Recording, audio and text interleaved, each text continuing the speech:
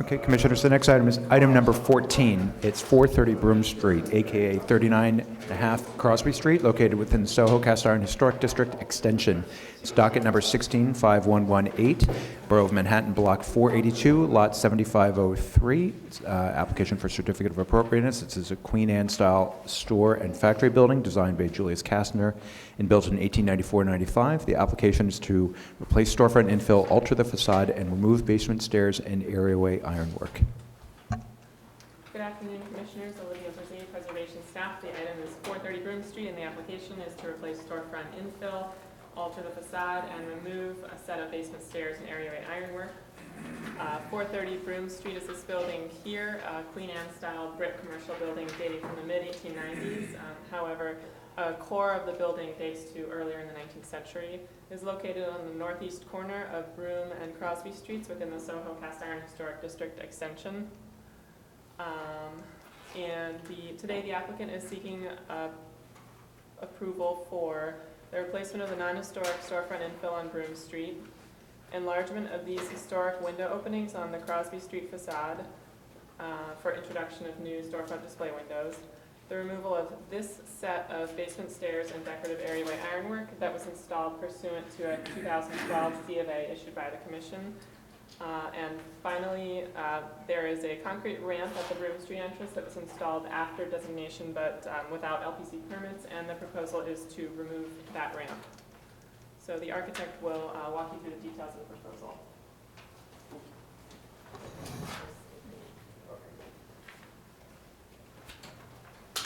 Hello everyone, thanks for having us. I'm Nathan Colkett, and I have Carol with us and Roberto, and we're with Colkett & Company, or Colkett Architecture.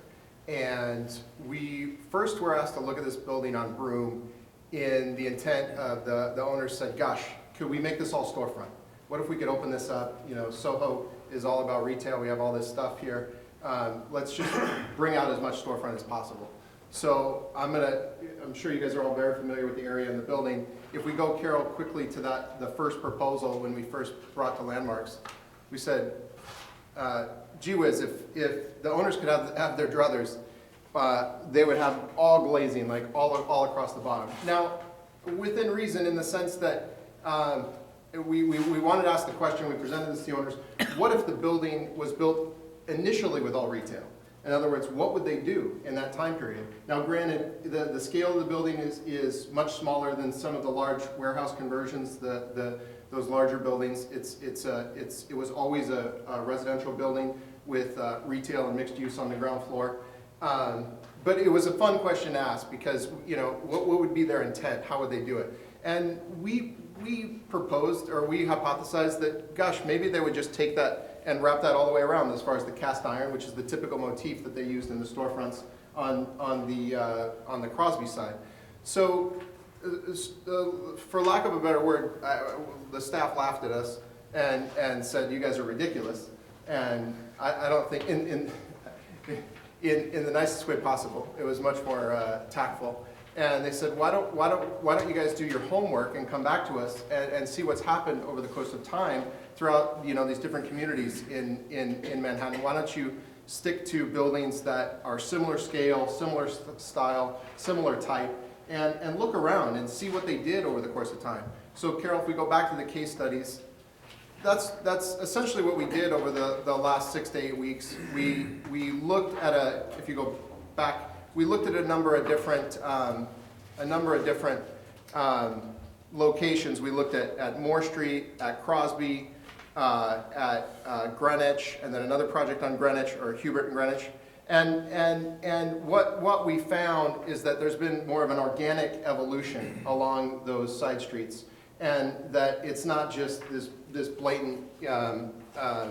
There's no example or no precedence of this enlarged storefront on this scale of building, on these types of buildings, where they've sort of got these long facades on one side and then the shorter facades on another side. There was much more of organic, you know, punch opportunities on the sides. Although there's a lot of modification, there's lots of storefronts on the sides.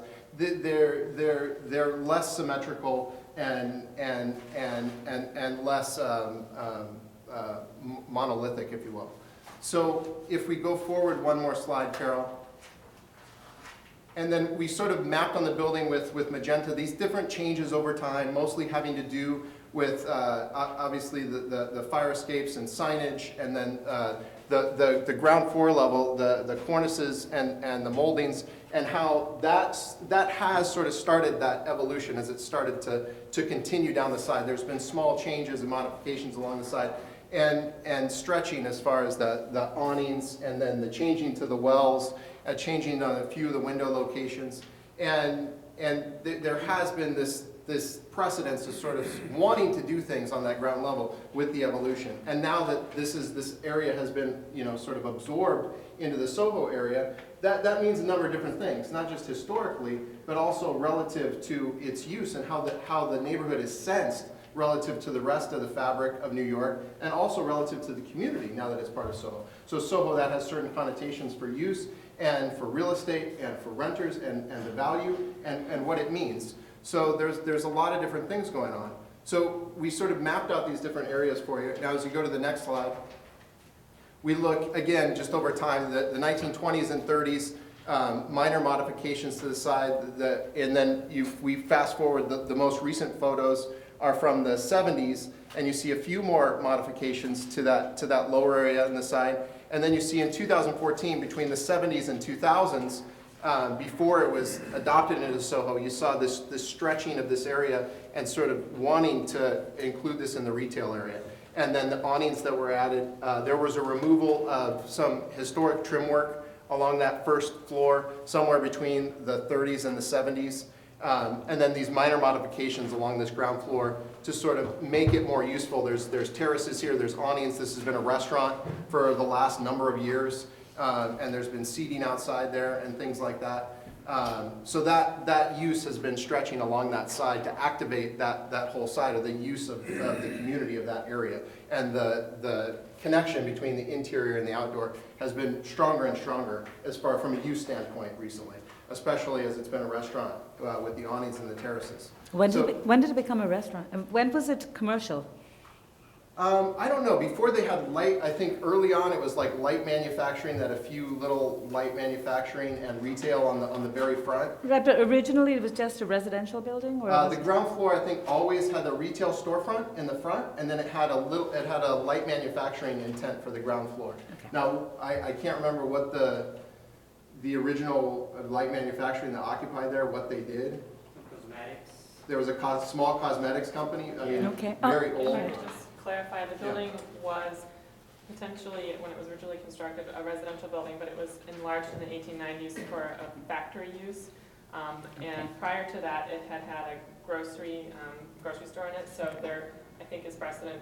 I think that the residential form that you see comes from the original building, which was expanded, but I think it always had commercial use in Okay. it, so. You answered my question. Thank you, Olivia. Thanks, Olivia. Can we go to the next slide, Carol?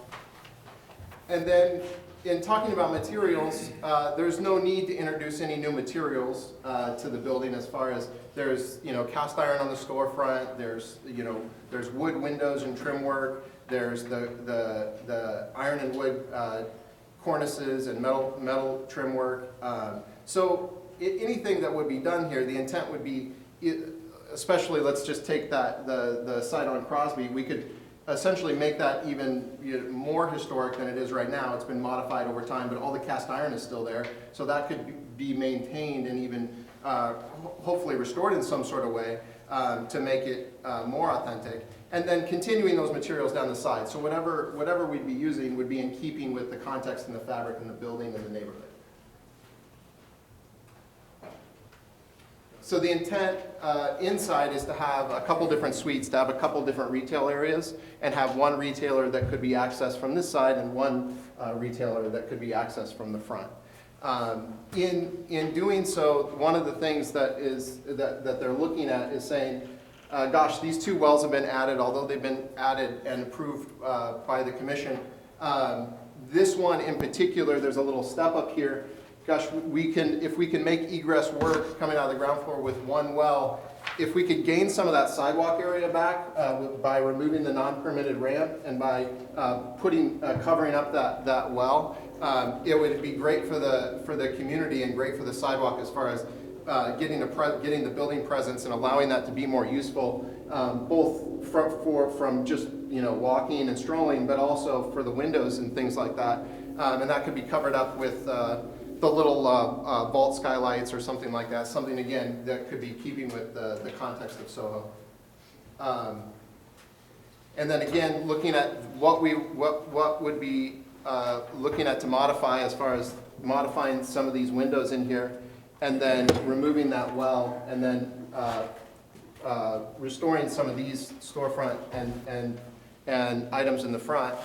And then if we go one more, skip this one. So in the evolution, we went from sort of how that could be modified to feel like it's a bit more organic, and that it's in keeping with the scale of the building and keeping with the neighborhood, and maintaining or restoring some of these details, like this guy here, which is a nice little detail, and then extending. So right now the historic cornice is either covered up or it's completely gone, and there's a chamfered, a really hokey kind of chamfered either wood or metal deal that is not really a cornice at all that wraps around there, but saying if we put this back to the original cornice, if we could continue that on to exactly the same length that it is today, as far as demarking that retail area, and then installing some ironwork to sort of call out this, but then keeping the wood detail around the windows and around the doors, and pulling that from some of the case studies and precedents and photo research. And then just we cut through the elevations, this shows a photo of what's there now. Yes. And it's a photo montage, so it's a rendering. This would be a proposal. So, did we see both? Sorry. This is a proposed one. That's the proposed one? Yeah. Okay. And then did we do a rendering of the existing, or no? This one. Okay, okay. Got it. And then what's the next one? The proposed? Yeah. Okay. Cool. And those signs are just placeholders. They're not intended to be the actual brands. And again, the main focus would still be keeping a separation between that original storefront. I think the intent is that it still feels like its own thing, although it's connected to the one on the side. And then there would be another little storefront on the side. This area is raised. We haven't researched, it always has had that little step there. We haven't researched if that could be made all one level or not from a structural standpoint. There's a small vault on the side where those wells are, but if it could, that would be advantageous because then the sidewalk would be all one level and it would feel like, one fabric. It seems like it's an accident waiting to happen, having that raised area. Yeah, I agree. It would be worth, I think, even making structural changes to get that all one level. I think it would be a benefit for a lot of different reasons. Okay, questions for the applicant? Any questions? Yes, Michael? Yeah, if you go back to the elevations on 11, it seems like you've got two different sill heights for your new windows. Can you tell us how those, how you decided on those heights and like the treatment of the windows? One window has a restored bracket under it, one window has no sill. At the end, there's a window with a sill. What's your concept on that in terms of why that modification is the way to go? Well, part of it was looking, again, just saying, if it's not all going to be one thing, what's going to set the rules for making these different things? If we have these sort of, if this is our main storefront and it has these little sill lights, or actually these are wooden panels below, it's raised up, they've got wooden frames around here, they have the transom lights above the doors. So that sort of set the precedence for saying, okay, if we had a storefront or entrance on this side, let's have, sort of a relationship here, and those can speak to each other with the wood sills and things like that. If this meanders down the side and feels part of this space, this guy, since it has this little detail here, which was a well initially to connect to the basement, this one says, okay, it could be its own thing. It could sort of fill out that framework. It could could be modified to do something different, still have a connection with this as far as a presentation, and connecting out to that street corner a little bit. And then these ones should be an in-between, sort of mediate between here and connect back up to here. So, and trying to maintain as much of that brickwork as possible through here. And then back in here, this guy is saying, well, it's part of the well. If we could, you know, not do this double hung, it could still have, again, a connecting back to here, but start to say, I'm starting to work my way back to sort of, this is part of the retail, but it feels, because this cornice has never been extended all the way, it feels like it wants to be connected with this building, kind of like this same door over here, which is the residential entrance on that side. So there's sort of a mediating of these things and saying at each one of these cases, this is going between here and here, this is an evolution between here and here. So sort of setting up sort of an organic evolution as it ebbs and flows between becoming storefront and then working its way back out. So those were kind of the rules as we were kind of walking through it. Okay. Other questions? All right, we'll take public testimony, and we may have more questions for you. Okay, cool. We are doing that right now. Okay, so,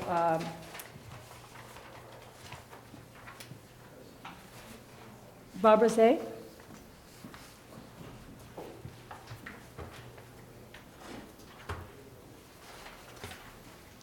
Barbara Zay of the Historic Districts Council. HDC would strongly prefer the applicant's option B, so as to limit the amount of destruction on the building's Crosby Street facade.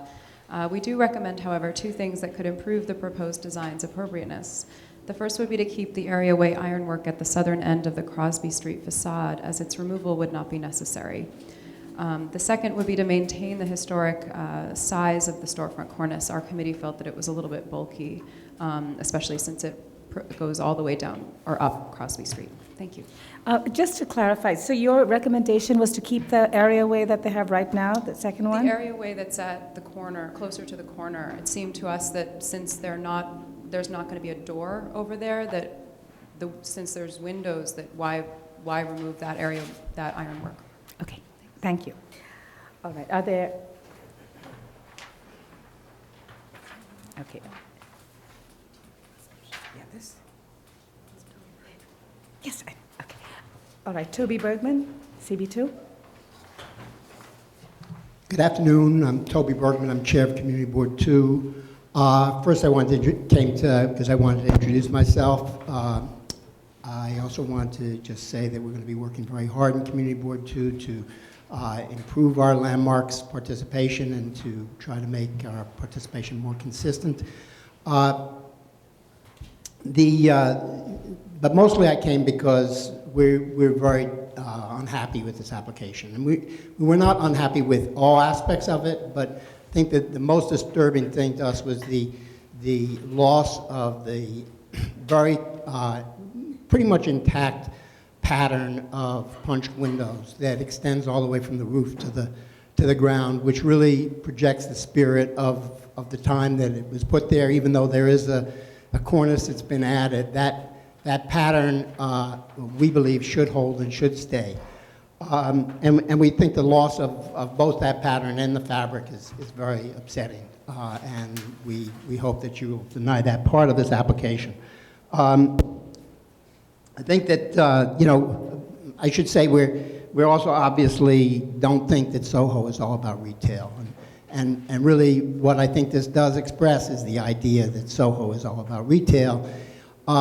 It's unnecessary. I mean, Soho retail is thriving, as you know, and we don't think that you need to, given the thriving nature of the retail, to do this kind of destruction of an intact facade or largely intact facade to improve retail opportunities here, which were not part of the history of that side of the building and really should not become part of the history. And we don't think it helps that, quote, that it was modified to feel like it was a bit more organic. It's just to pretend that this happened over a period of time in an organic way doesn't mean that it does. The final thing, we really think that this is contrary to at least the intent of the zoning with respect to conforming uses, because there's a non-conforming use here in the M15B district, which is a retail use. And the intent of this is to make that use more established and more permanent, and that is contrary to the zoning. Thank you very much. Thank you. Are there any more speakers?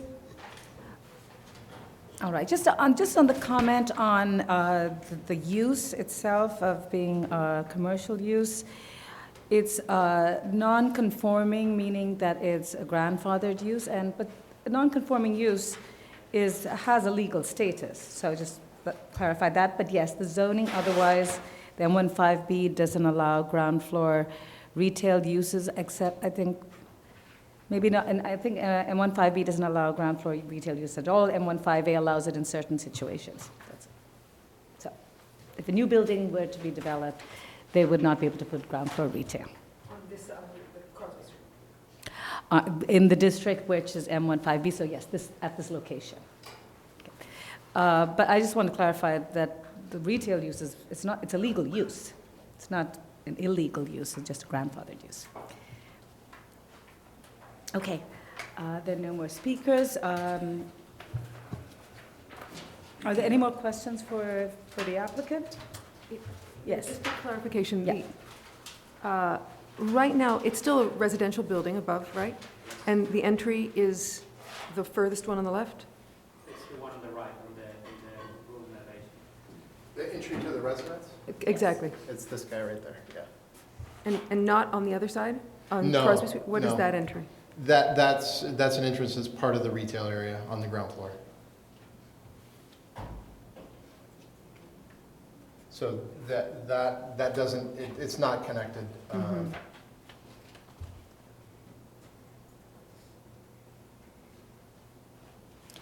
All right. And sorry, and so that door, though, has been an entry to what? To the ground floor. To the ground floor, what use, though? It's commercial use on the ground floor. I'm not getting an answer.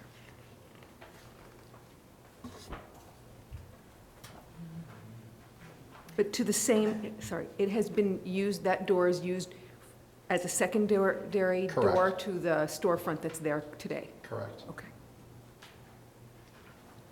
Where's the Yes. blade sign that's been proposed? Because it's shown on there, it's shown on your one elevation, but not the other. Right. Where's it shown? All it's saying is that Where is it on Broome Street? it's being obscured by this, I see, okay. but it comes off on I a see. 45 on the corner. I get it. And all that's saying is that at some point, there, throughout time, there's been different scales of signage on that corner, and the corner really has been utilized It's historically. not on your renderings at all. No.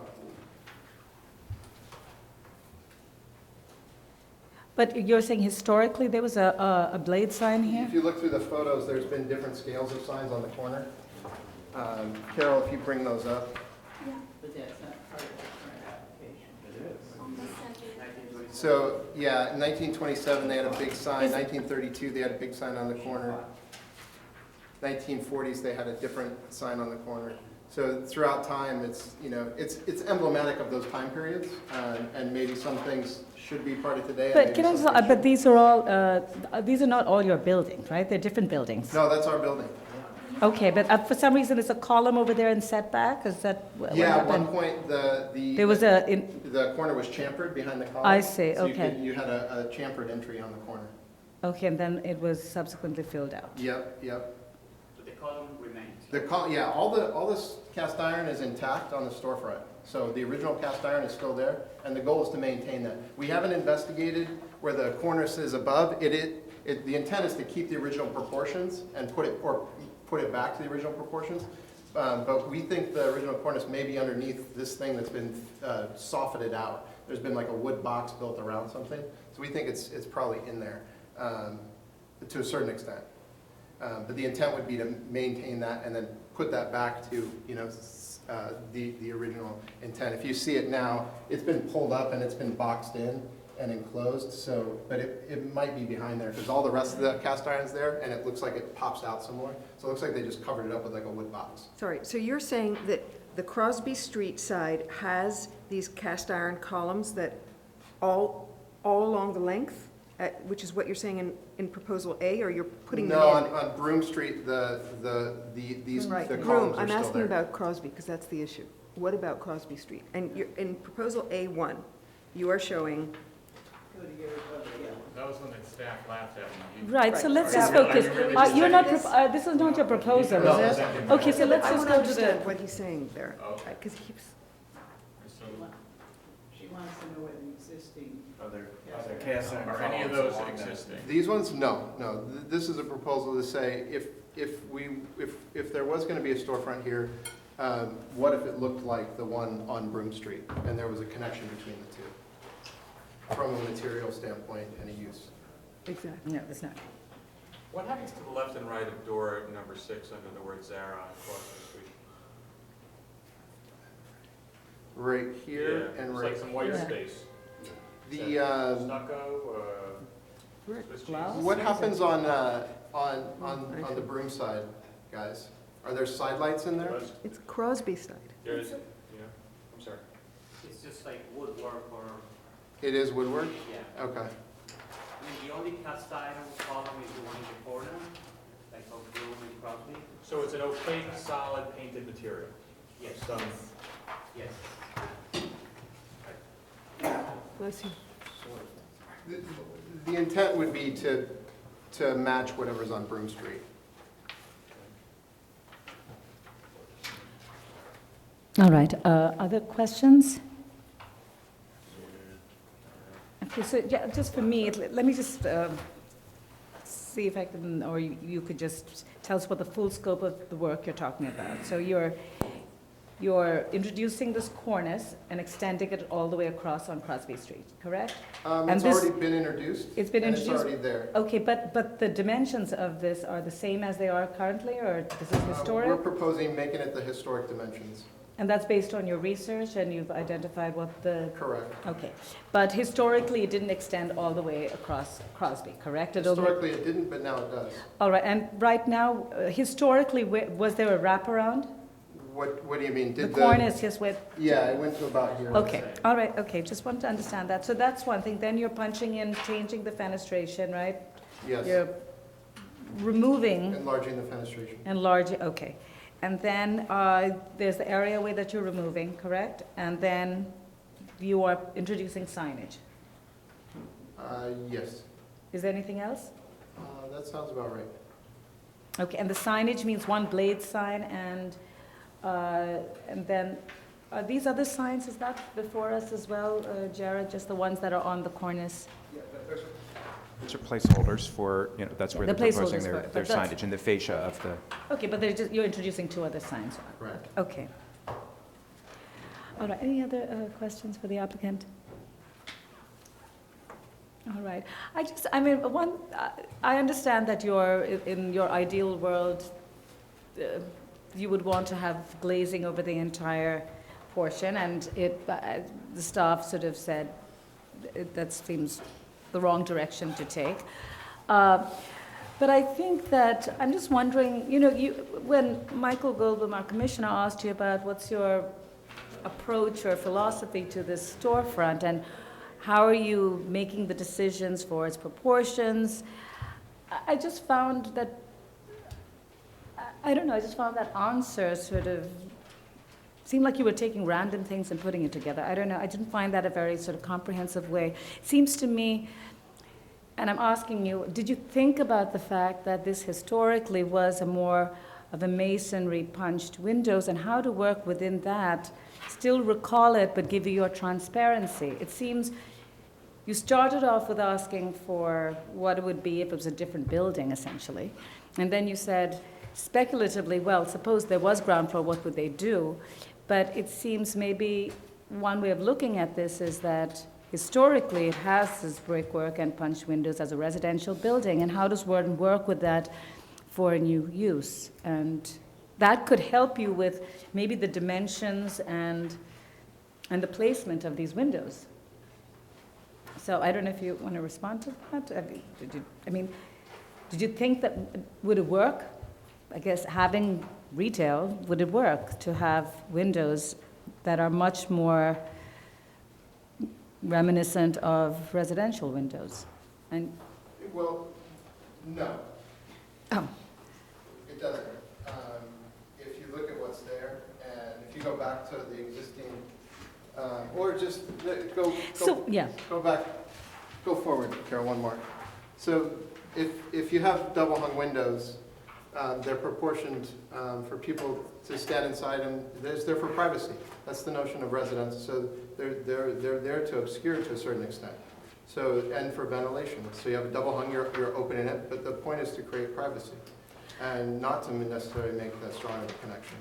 So, and then when you look at what they did for retail, in other words, that from the time period, if they're going to have a retail storefront, this is what they did.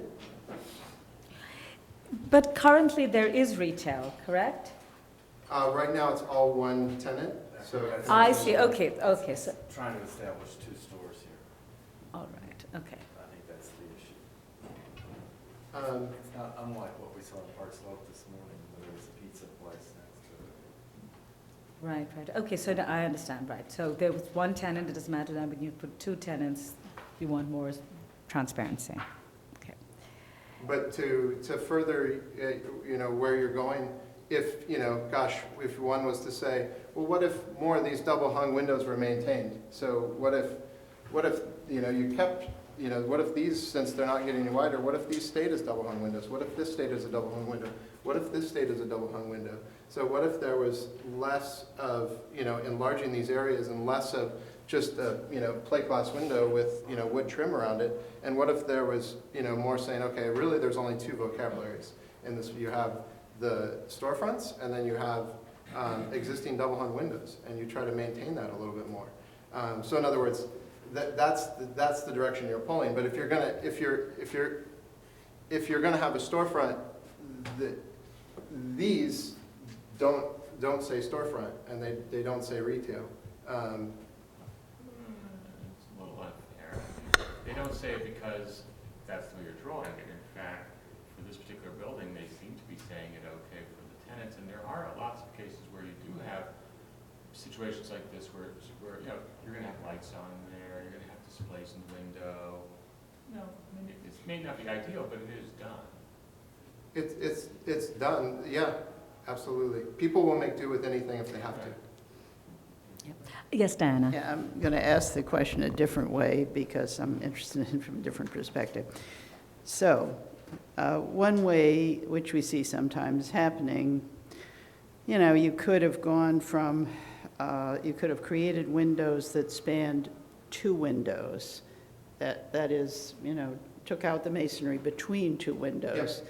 That's another direction one could go in creating storefront. Absolutely. And I think, I'm going to assume that the reason you didn't do it that way, but the way you did, was what you had said before. You were trying to create this sense of a storefront that sort of somehow recalled the storefront on the Broome Street side. Absolutely. And that's why you made the decision that way rather than I think it's a doing a better very decision, simple a stronger kind of- decision, and better architecturally. Yeah. So anytime you span these, so if you connect these 2 windows and you take out the brick there and make it one, I think that's even more disingenuous from the structural standpoint of the building, because to support that, you could support that with the same style of window, but that's not what they did. Usually they came with a much larger move and a much larger lintel, but when you do that, you've got all that load coming down, and frankly, I think it just looks funny, and it looks like you weren't thoughtful about it. But it is done, and there's tons of examples of it, and it's not necessarily wrong or right, but it is another way to do it. Yeah, I'm just asking why you chose one Correct. direction rather than the other. Yeah, we felt this was, even though there's a way to look at it which says this is less genuine, I think this is a more genuine to say, look, we're retail, or this is a storefront, and this is something that to try to make a presentation that, and it can definitely get better with everybody's input, because I think it can always be refined and get better and better. But something that says if there's an entrance to a store, is it better to mark that entrance or not? Right, and maybe a sort of more modest approach is to mark your storefront. And so you have your storefront where it says Zara, you have your corner, but the other windows you keep you don't have to, change those. And so it becomes clear that that's the storefront and that's the other storefront. Yeah, I think that's good feedback. Okay. All right. Other questions or questions, and then we can go into sort of comments. Any other questions? Okay. Thank you. All right. Comments? I think sorry. No, You, go no, on. you. No, go ahead, Eddie, and then. I agree with what you've said, Chair, that if the project is to incorporate a second storefront on the ground floor, then fine, make a storefront on the ground floor around that door and have it be discreet and do not change the punch windows around it. On the other hand, I would not out of hand dismiss the idea of opening the whole thing up and having, the proposal that you thought that somebody thought might have been crazy. I mean, if that was the proposal, is to really rethink this entire ground floor, open the whole thing up as a new approach to this building, I'm not opposed to that. But I think that this thing right now is neither one nor the other. So, Right. I mean, I think I would take some exception to, blowing out the whole thing, because I think Crosby Street and this building type is different than it is in, along Broadway. And so this is, I think, historically it was a residential building. There's a lot more masonry on the ground floor. It's not a typical industrial building, even though its use may have changed. So I think that, but I would agree that this seems to be a little bit of a hodgepodge. I don't find it a very, I can understand you don't want to combine the buildings because of the windows because of the structure. I understand that, but I just find the proportions and the choices don't feel very well connected. And I think, I know other commissioners may have another point of view, but I do think that there's a way of just allowing you to have a